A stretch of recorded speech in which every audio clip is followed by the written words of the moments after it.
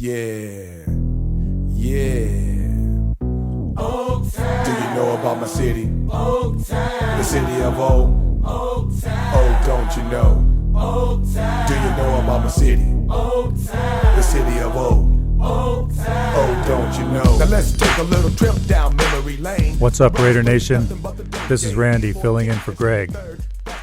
Today's show will be an encore presentation of an interview Greg did with John Vella back in July of 2005. I'll also be giving you a couple of announcements, so why don't we just get started with show 149.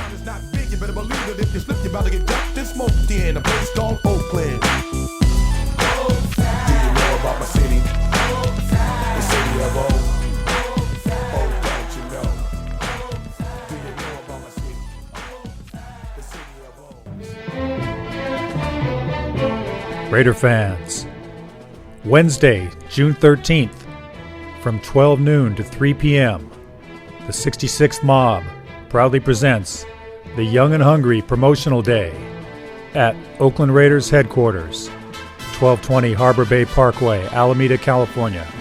Meet Coach Lane Kiffin, his new coaching staff, and some of the new Raiders players. There'll be free food. Donations will be accepted to help offset costs.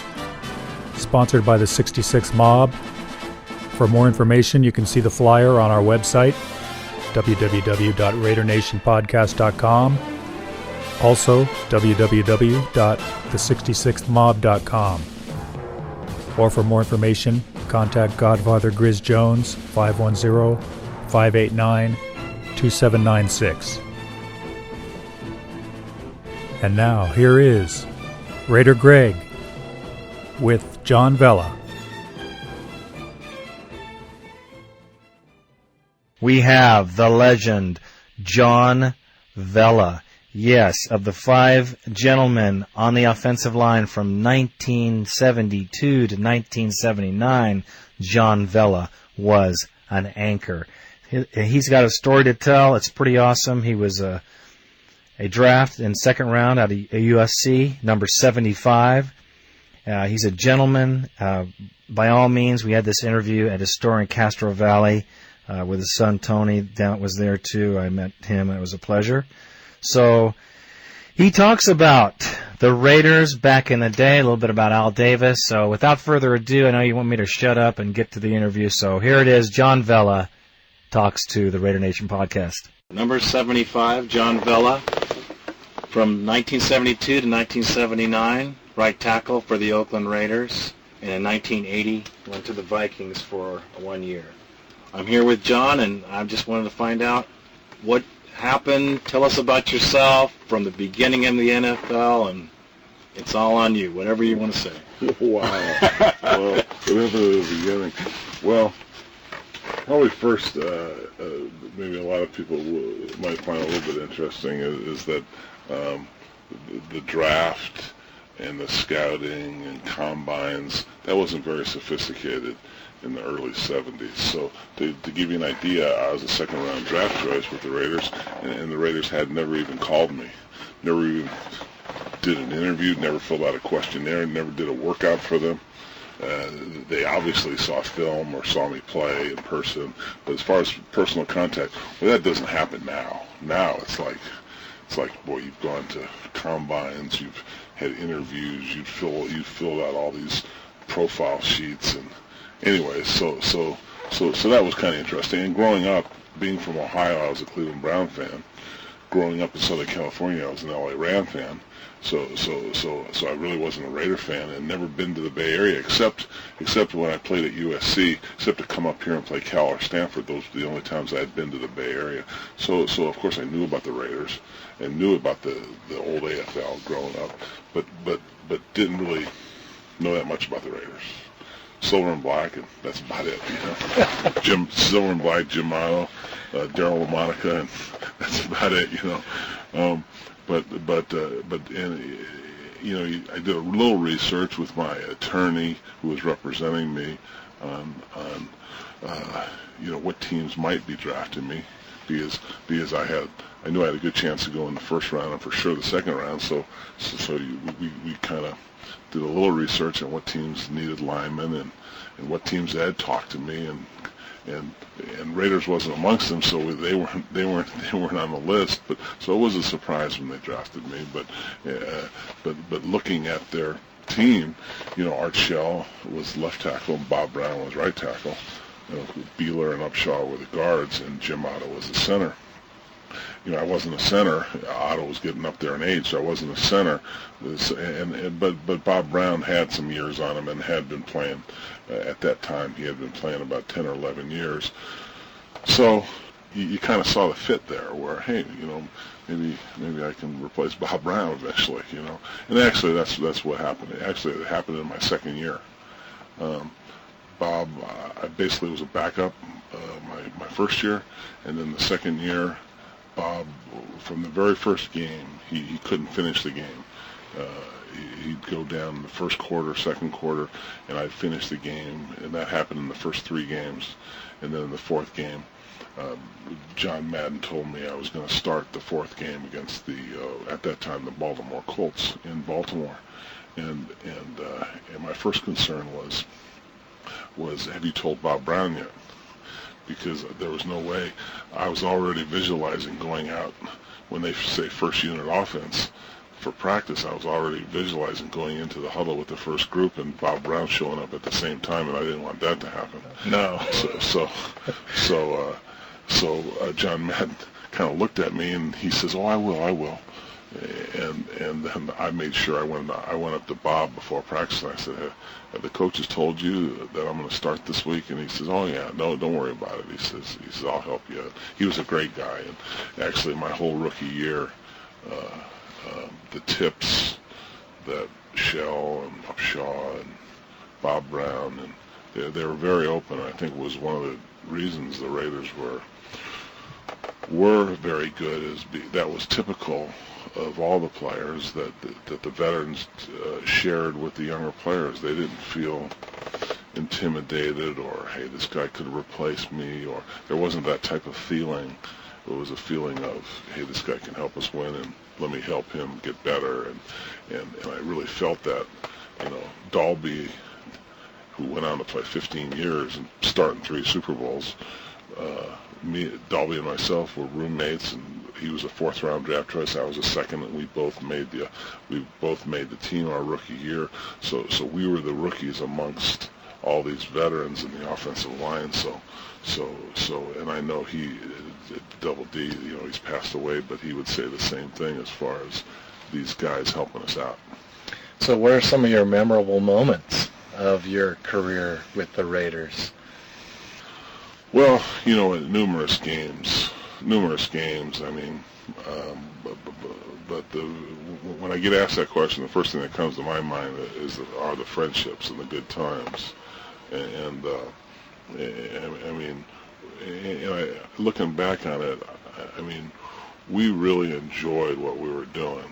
I mean, it wasn't like, you hear some guys like, geez, I wish I would have enjoyed it more, or I wish you hear guys, I've heard guys in other sports maybe or other teams say, geez, I would have done something different, or I would have had more fun, or worked out different, or done something different. I honestly, I look back on those years and I don't think I would have done anything different. We enjoyed it at the time. It was a good bunch of guys, and we knew we were having a good time, and we knew that it was a great feeling to go out on the field, and not that we won every game, but it was a great feeling to have the confidence that you could win every game. And then obviously sometimes it didn't work out, but the feeling, and there was never a time when we went on the field that we honestly didn't think we could win every single game. And that was a great feeling where I feel fortunate in my career that it was with a bunch of guys and with the teams that had that feeling, where every time you went on the field it was like, hey, we can win this game. And not only, even when you were playing bad in the first quarter, you're down by 10 points and you're playing bad against a team that's inferior, the feeling was always, we'll come back. It was never like, obviously in the last minutes of a fourth the fourth quarter of a game, reality sets in. But never early in the game, never at halftime for sure, where did you ever have that feeling like, oh geez, we can't come back today? It was always we can do it, we can come back. I mean, shoot, 28-7. What comes to mind right away? 28-7 against New Orleans. What was it? May have been 28-0. We were losing at halftime, and we come back and win 42-35. But games like that, and it was really kind of an insignificant game when you look back on it. It wasn't a playoff game, wasn't a rival team, but being down that big, it kind of stays in my mind. Well, it sets the confidence too. But no other games stand out in my mind bigger than the Steeler games. I mean, that was just at a different level of intensity, and not only in playoffs but in the regular season. I mean, Denver was intense. The rivals in our conference, Kansas City, was intense. The Chargers, the Fouts teams were good teams, but who never had much of a defense and scored a lot of points. But they lost a lot when they had good offenses. But really looking back on the Pittsburgh rivalry, and it was really a rivalry with that they really respected us and we really respected them.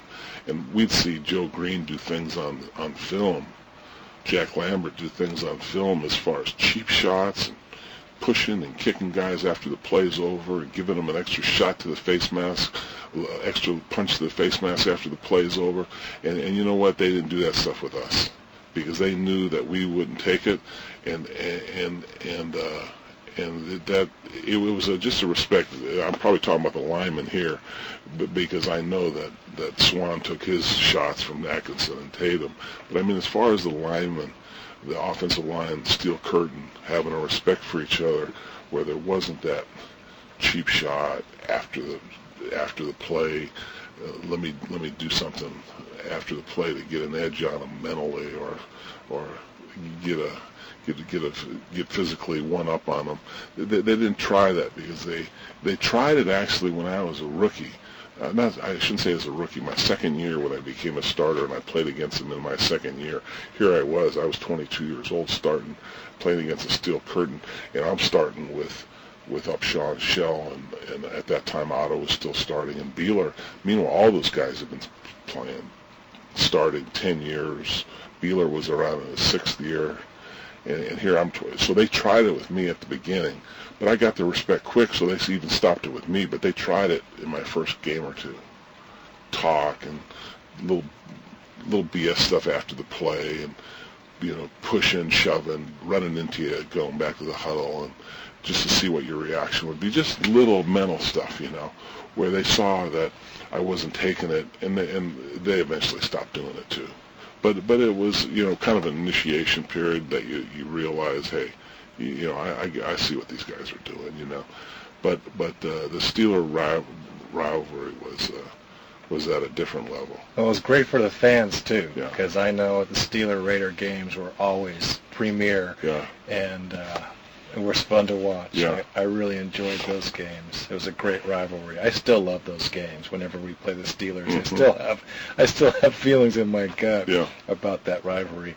Now, you said about the attitude of the team, the no lose, we can always win. I heard that was very big in the Vikings Super Bowl when you played them. That the attitude was still there, and there was no doubt that you could beat the Vikings, even though they were supposed to win the game. Well, the feeling was, to me, was, yeah, you were in the Super Bowl, and yeah, it was a huge game, and but I tell you, the feeling, but they weren't a rival team we were playing against. I had no bitterness or really a hatred like I did against the Steelers. I mean, and I didn't really know those guys, but just their attitude, their arrogance, how good they were, how good you felt. I felt that we had to play as a team. I had to play as an individual. I mean, I knew I had to be at the top of my game to keep L.C. Greenwood off of Stabler. If I wasn't at the top of my game, he could embarrass me. And I knew that. And I think that's why I played. I mean, my best games were against the Steelers. And shoot, this is the truth. I'm not sure. Maybe we played against them 8, 9 times. I don't know if this is the truth. I don't know if Greenwood had 1 sack in 8 or 9 games against me. And that's not the truth. And I mean, you could, if he had 1, he didn't have very many. But I mean, you're talking about 8 or 9 games. You're talking 30, 40 passes a game. So you're talking about something that, hey, something where I look back and hey, I'm very proud of that. This was a player that was outstanding. So I mean, I look back at that and say, hey, I rose to a level that I played the best I could possibly play against the top competition. So. That sounds killer. How about the locker room in the Raiders? What was it like being in the locker room with all those guys? Was there any clowning? Was it a solemn thing? What was the locker room back? Yeah, well, as far as the game locker room, everybody got ready in a different way. I mean, shoot, Fred Biletnikoff was a chain smoker, and he'd go in the shower by himself and chain smoke, and so he wouldn't bother anybody with his smoke. So, and he was just a nervous wreck. Mark Van Egan would be thrown up every single game. I remember that, every single game. And it got to be a joke, and we'd be all looking at we'd be checking our watch, looking at the clock, and say it's about time for Mark, and all of a sudden we'd hear loud noise coming from the bathroom, and we'd say, well, Mark's ready, and shoot, some guys would be as cool and as calm. Stabler looked as cool and calm as, I mean, he'd wear his hat down over his eyes and look like he'd be dozing off within minutes of going out on the field. I mean, cool as calm, and then shoot, I'd be nervous. I'd start sweating. Sweat's rolling down my, just from the nervousness of ready to go out there. Dalby was a lot the same way. We shared lockers right next to each other. And then you get some guys that were really talkers and got themselves up by talking and encouraging themselves and encouraging others. Bob Brown was like that.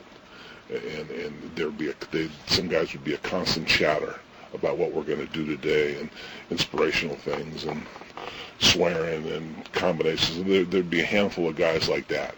There'd be other guys who were into their own world as far as silence, and other guys. There was a few guys with the music on where they were tuning everything out, and so everybody was into it. It was kind of like man, there's just not one way everybody was. A lot different than it is in college, where everybody was pretty much one way. Everybody was quiet. That's the way they demanded you be. But in pros, they let you go a little bit, where everybody was. Man, it was like there's no one way everybody was. So when you came to the Raiders, when did you get a chance to meet Al Davis, and what was that like? Shortly after I came up, a good story.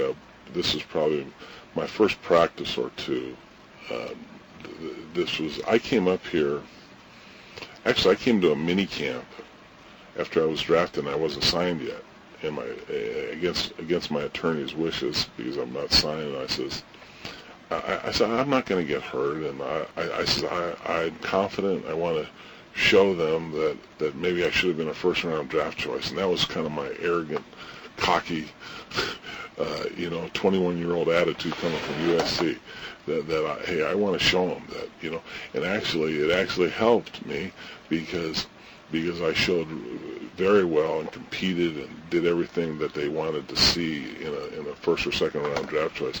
And John Madden had a quote. He was interviewed, about how minicamp go, and he said, "Hey, we were impressed by Vella, and he looked like a first round draft choice, and probably should have been a first round draft choice." So I instantly cut that out of the Oakland Tribune and brought it to my attorney, and my attorney says, "This is perfect." He says, next time I talk to Al Davis, next time I talk to Ron Wolf, who was the negotiator at that time, who eventually went on to the Green Bay Packers, yes. I'm going to say, hey, even your coach says you should be a first-round draft choice. And then John Madden eventually told me a story that Al Davis told him, don't ever make a comment about a player we haven't signed yet until we sign them. Oops. But Good for you. Madden years later told me that Davis had told him that. But getting back to Al Davis story, this is after I've signed, and it's probably, I don't know if it's at if it was at a mini camp or if it was in training camp in my rookie year. Al Davis is watching practice, and I'm on the sidelines waiting for my turn to go in, and he's just small talking with me, and how things going, and yeah, you find a place to live, who you living with, just small talking, and he goes, let me tell you, he said, tell me the truth. He said, he says, are you taking a pay cut to play with us this year from what you made with the Trojans? Of course he was tongue-in-cheek, and it was a joke. And at that time, SC players had a reputation of getting stuff under the table, and there was a little bit of that went on, selling tickets for outrageous prices, and yeah, I took advantage of a lot of that stuff. But he knew about it because being a former SC coach. But he kind of joked. That was one of the first things he joked with me about. I remember. All right.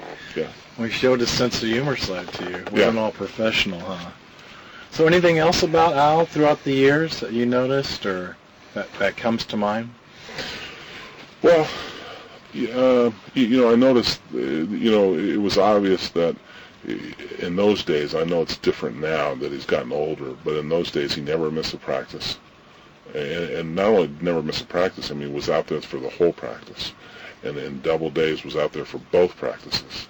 And it was not uncommon for him to call over an assistant right during a drill to correct something. And Davis would never go on the field and act like a coach, but he'd be right there, call over the assistant, correct him on a coaching technique that would not where we could hear it, not to embarrass the coach, but you could tell it was because he'd come back and you could tell the coach changed it a little bit on how he was explaining to block a play or something like that. But so you really saw his involvement and his knowledge of the game from really day one when I was a Raider. And another thing that winning the players have always been most important. Which if you're a player, shoot, that's what you want. You want an owner that wants to win. And just like he does now, getting a Randy Moss, getting a Jordan, it's not changed. I mean, he brought in guys like Hendricks, Matuzak. I mean, every year it was like, hey, it's not like he was right every time. I mean, but the players knew that he was trying. Where some players had experiences at other teams where owners were very content to have a rookie 6th-round choice be the backup at a certain position. Well, geez, that 6th-round choice may not be ready. What if this guy goes down? We got to actually start this guy who's barely making the team, and maybe he's not good enough to even make the team. And where Davis would never be caught short. I mean, you always had the feeling that, man, he's trying to improve the team. Which for the players, that's all you want an owner to be, where you're there to play and win and have your best chance. And you always felt Davis was giving you the best chance. He would never cut corners. As far as one thing I experienced in Minnesota, when we traveled, the owner would charter a 100-seat plane, and there would be 100 people traveling. So there would be 280-pound, 270-pound linemen sitting 3 across. Well, the Raiders, he never did that. He would charter, for example, there would be 100 people flying. He'd charter a plane that's at 150, and the 50 players traveling would have a seat in between. Players would always sit window and aisle with an open seat in the middle. We just took that for granted. But until you went to another team, and obviously that owner for the Vikings wanted to save a few dollars, chartered a smaller plane, and didn't care the player sat 3 across. Well, all that makes a difference, and you're traveling 5 hours across country, and you're a little more comfortable. And Davis knew that, and there's other examples. I mean, shoot, as far as the type of hotel and the food and the equipment. He always had to have the newest equipment, the newest exercise stuff, and the newest elbow protectors, and the newest everything. I mean, he was, so whatever what was new, whatever he thought could help the team, win, and there was no cutting corners, and you really noticed that as a player, which made it super first class to play for a guy like that. That's what Randy Moss said when he came. The first thing he said was it's a first-class organization. Yeah. I mean, I bring up that example about the Vikings. The Vikings obviously had great success. Going to the Super Bowl 4 times, they lost 4 times, but they've had great success over the years. But that's just an example where they did it in spite of the owner, because the owner did things that wasn't helping them. When they set 3 across for a 5-hour plane across country, that wasn't helping them win. But Davis knew that, hey, I'll spend the extra money for a bigger charter because this could help us win. That's the difference. Yeah. That's pretty awesome. What do you think about the team that he put together for this season? About the offensive line, Pete McMahon or Gallery, especially he's in his second year. The Pete McMahon, a new player that just came in, 330 pounds. Yeah, I don't know McMahon, but their offense is going to be fine. Their offense was fine at the end of last year. They struggled early in the first half of the season, but the second half, they were a good offensive team. Jake Grove and Gallery, for rookies, they played very good, and they're going to even be better. And Grove, for being a center, really, and he played guard, he did very well. Now he's going to be a center. He'll even be better, more comfortable. Gallery will be better. Brad Badger ended the season playing very well. I'm curious to see. I know this kid back from high school. Help me out. Langston Walker. Skywalker, we call him. Langston Walker, he's as big as a house, 6'8", and somewhere between 350 and 400 pounds, and that's no exaggeration. How he's going to be at offensive guard, to me, that's the biggest question mark. Sims had a solid year, but basically the offensive line at the end of the year was doing fine. And to get Jordan, to get Moss, Porter will be better. Curry could be better than all of them. It's exciting. The defense is really a question, but quietly, Davis has added players. I can't even tell you their names, but I know he got a young linebacker that started at Texas. I know he's got a defensive lineman that started in the Super Bowl from Philadelphia.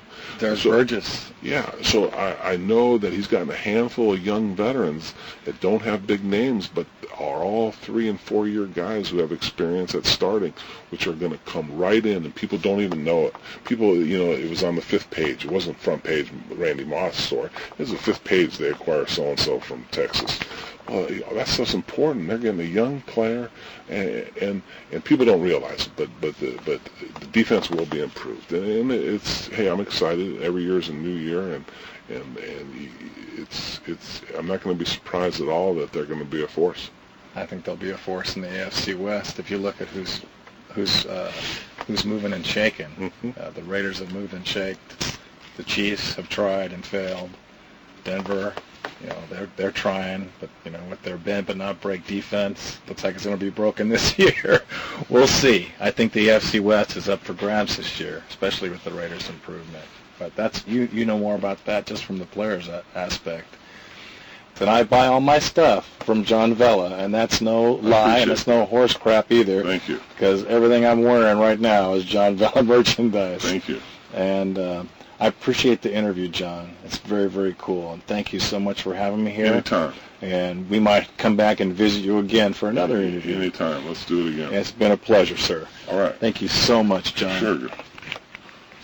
Well, what do you think, Raider fans? From the heart or what? Absolutely. I was chilled just sitting there listening to those stories. It was awesome to hear, and I know that all the young Raider fans out there better get a load of this, because this is Raider history. Nothing but a gentleman, like he said, a family man. You could see it in his eyes. A Raider fan still to this day after all that, and what a gentleman. I can't say it enough. And once again, I want to remind all you fans that I do appreciate you listening. So much so, I can't even tell you. But let me tell you, you can get on www.RaiderNationPodcast.com. I want to thank the listeners for tuning in, and I'd like to send shouts out to all of our men and women in our services all the armed services. Let me blurble that out, because I know there's a ton of Raider fans overseas. All you guys in Iraq, all you guys in Afghanistan and Germany and France and all over the place. My heart's out to you, and so is all of the Raider Nation. So you just take care of yourselves out there and be safe and come home to your families that love you. You know what I'm saying? Okay, that's from the heart, brother and sister. Okay. Okay, I hope you guys enjoyed hearing that interview. I enjoyed hearing it again. Don't forget, June 13th, noon to 3 p.m., Young and Hungry Promotional Day, sponsored by the 66th Mob. Raiders Headquarters, Alameda, noon to 3 p.m. Meet Lane Kiffin, his coaching staff, the Raider players. Free food. Pretty cool. I'll be there with my video camera. I hope to see some of you guys there. Something else to keep in mind, July 1st, nominations open up for the People's Choice Podcast Awards. Last year we made it into the 5 finalists in the sports category. I'm hoping we can get there again this year, except I don't want to lose out to the Fan2 girls again. So support us with your votes. For Raider Greg, this is Randy. Go Raiders.